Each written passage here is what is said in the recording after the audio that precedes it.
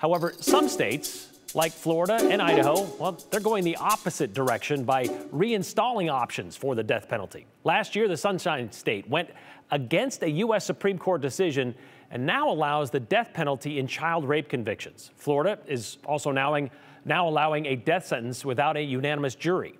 Meanwhile, here in Idaho, a bill to allow the death penalty in cases of lewd conduct with a child, which would also go against the Supreme Court ruling, well, that passed the Senate 2 weeks ago.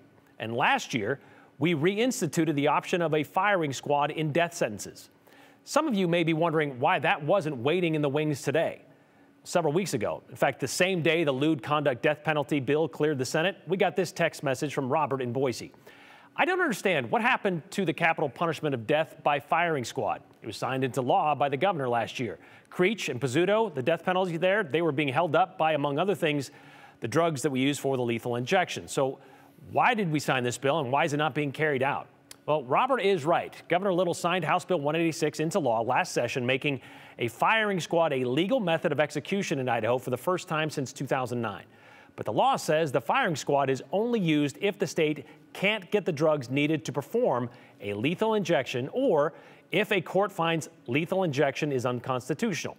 This law was instigated by the state's inability to get those lethal drugs to put Gerald Pizzuto to death in 2022. His execution was put off 2 times because of that.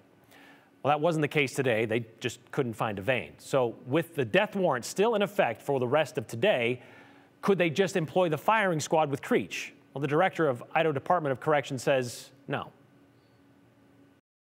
We do not have the facilities or physical capabilities of carrying out firing squad, and we'll continue to work on those efforts. But again, our efforts have been focused on carrying out the death penalty under the methods that are prescribed under state law today.